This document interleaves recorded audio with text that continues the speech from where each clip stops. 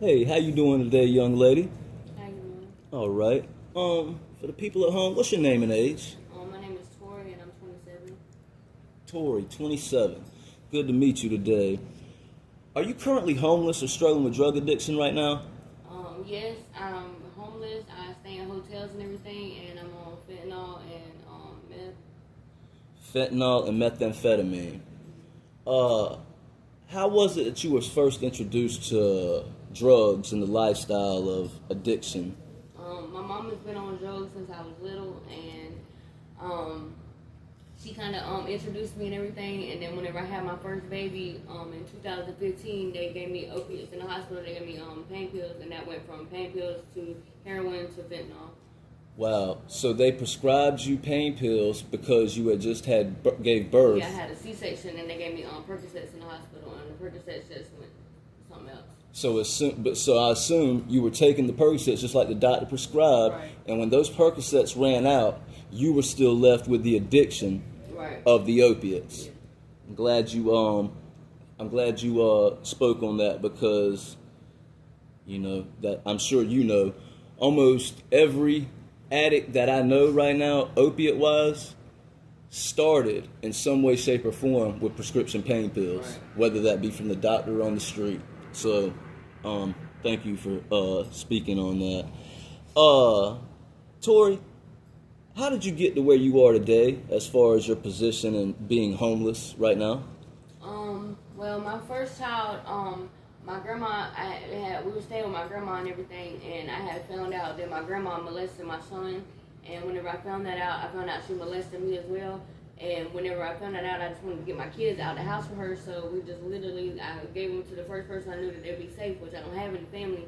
So I gave them to the first person they'd be safe with, and I just took the book bag on my back and came to fucking Irving Street and just was homeless. I held a sign for a fucking year, and I just. One thing just leads to Right, another. I didn't have no family and everything. My mom and daddy's on drugs too, and I just came out here because it's the only place I knew where to be. Trust me, I understand completely, and that's what I'm trying to get the viewers to understand too. Not just about this area, but any drug area across the country is pretty much the same thing. And I've said this in an interview before. I kind of compared it to quicksand. The harder you try to get out, the more it brings you down, and the longer you're in it, the farther and farther and farther you go. Got you. All right, Tori. As far as the opiate addiction, have you tried any maintenance-assisted treatments like Suboxone, Subutex, or Methadone? Whenever I got pregnant with my second child, I was on heroin, and I self-medicated with what's it called? Methadone? Methadone, right. Methadone. I self-medicated with methadone, and I quit. By the time I had my daughter, I wasn't doing the Subutex, but I just got out of prison in July, and I just So it's easier to get, it's easier to get fentanyl than it is to go to a clinic every day. Definitely true. That's kind of where I was going with it. Because it doesn't take long when you join one of these clinics, you find out you got to be there every morning. Right. If you're you not, have a ride. You gotta have it. Right now I'm living on a day-to-day basis where I'm just trying to survive every day. Just trying to get a hotel room every day, and if you're not stable, it's hard to go and find a ride to this place every day and everything. Definitely. And you hit the nail on the head. Like you said, you're just trying to survive. Nobody's living out here. It's survival. Right. There's a difference. Okay. What are some of the day-to-day struggles that you endure or go through dealing with your addiction and being homeless?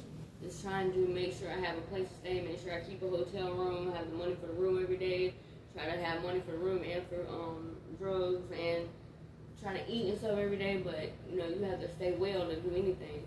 So you have to you got to arrange your priorities in order to accommodate that.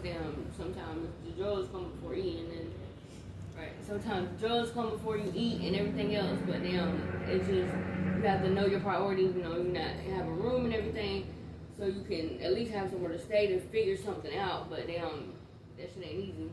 Right, and then that's over with at 11 o'clock the next Right. morning. Yeah, don't. And it's expensive as hell. Yeah, not to mention just another thing about it. I don't know about you, but when I've dealt with similar issues, 11 o'clock's coming around, so you can't even get any rest if you want to because your anxiety's so high. Like a lot of times, whenever I do meth, I'll stay up for days because I'd be scared to go to sleep. Because if I go to sleep, I'm not gonna be able to figure nothing out, and you don't want to be sitting there at 11 o'clock without your money, and then I got all kind of stuff. I don't want to lose all my stuff again because when I went to prison, I lost everything, and I don't want to lose everything again. So that shit, I be damn freaked out because I stay up just trying to make sure I'm straight. I'm scared to go to sleep. I understand what you mean. Okay, Tori.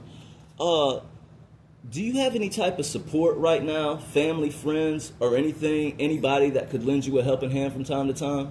No, not really. Like, my mom and dad's in the same position that I'm in. I don't have any other family at all.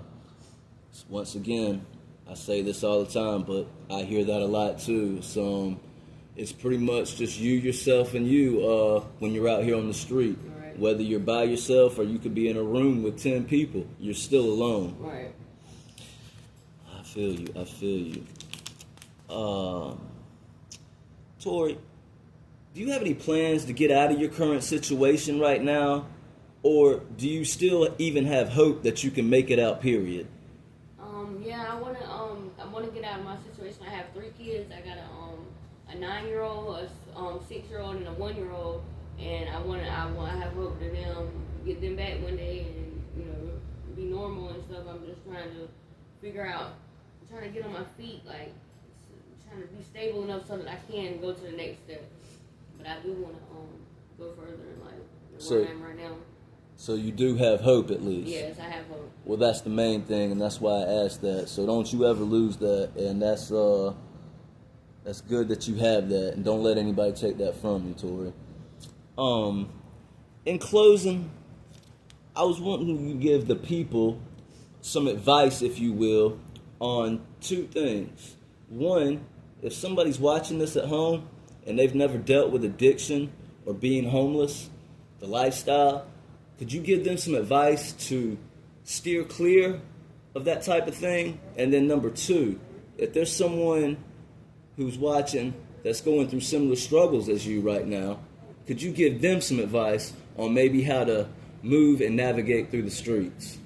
Well, I would say,